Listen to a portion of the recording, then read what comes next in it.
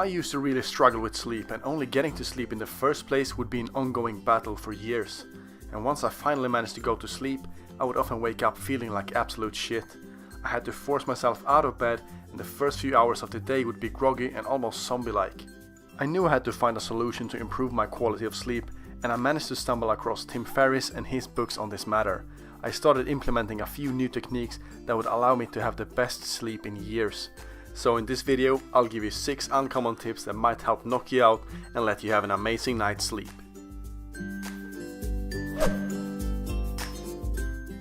Decompress the spine. This is a tip from the world record holder in Olympic weightlifting, Jerzy Gregorek. For him, it's a mandatory procedure after having loads of weight literally compressing him on an almost daily basis. There are a few different methods you can use to decompress your spine, and the first and least safe one is to use gravity boots. Use these with caution, without falling on your neck and die, please. 2 to 3 sets of 5 to 7 seconds at a time should do just fine. Another more safe method is to use an inversion table. This table is very popular among older people and is fairly easy to use and infinitely less likely to kill you. That's how you know you fucked up. The last one is a portable back stretcher. This is the safest method to use to decompress your spine. It's a portable gadget roughly the same size as a portable camera tripod. It locks your ankles into place and allows you to push yourself to unlock lower back tightness. Although this is the safest method, it doesn't allow you to relax your upper back fully. Eat a big protein and fat dominant meal within 3 hours of sleep. 4 large whole eggs will do great. That's about 40 grams of protein and at least 800 milligrams cholesterol to dramatically increase your time to sleep scores over low protein, low fat meals. Carbs should be avoided when you're getting close to bedtime. Dr. Seth Roberts recommends 2 tablespoons of organic almond or peanut butter on celery sticks. It will eliminate the feeling like shit awakenings despite having a good 8 to 10 hours of sleep. Combine it with 1 to 2 tablespoons of flaxseed oil to increase cell repair during sleep while decreasing fatigue.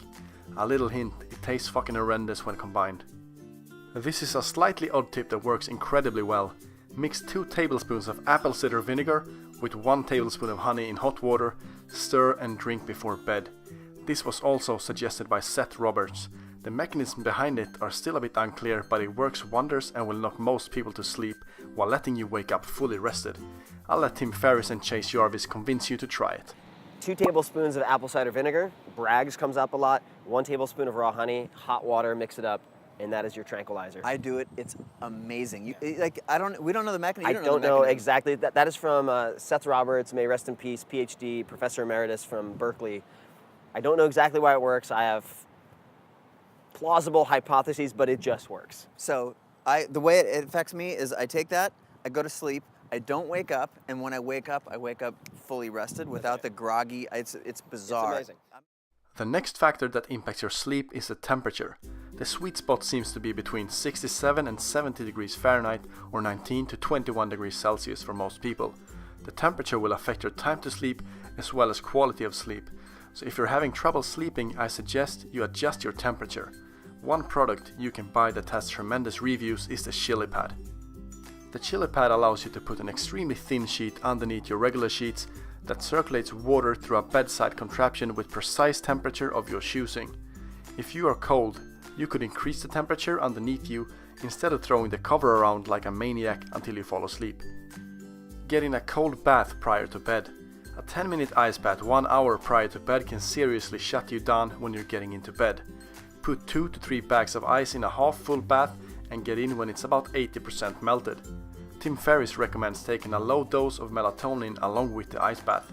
People use melatonin to adjust the body's internal clock. It is used for jet lag, adjusting sleep-wake cycles in people whose daily work schedule changes, and for helping blind people establish a day and night cycle. Cold showers works as well, but it doesn't have the same dramatic effects. Visual overwriting. Visual overwriting is something you should consider doing right before bed to crowd out anything replaying or looping in your mind. The first tool for this method comes from Jane McGonigal, Play Tetris. The free version works just fine. The second one is to watch a short and uplifting TV series. Tim Ferriss recommends Escape to the River Cottage Season 1. If you have ever dreamed of moving away from the big city to go to God knows what rural utopia, then this might be for you. If you have a habit of reading in bed before sleep, make sure not to read self-help or business-related books, because that will keep your problem-solving apparatus in sixth gear and you will find it increasingly more difficult falling asleep. If nothing else works, turn to the half military crawl position. This method was, along with wearing socks, the winner of a 70,000 vote Twitter poll for onset insomnia. The reason this position is so effective is simply because you can't move. To toss and turn from this position requires you to lift your whole entire body off the bed. The longer you remain in one position, the faster you will fall asleep. I hope some of these tips were new to you, and make sure to try at least one of them tonight. Let me know in the comments if these methods worked for you as well as they do for me. I will link all the products that I've discussed in the description if you want to check them out, and don't forget to subscribe to keep yourself primed. That's how you know you fuck.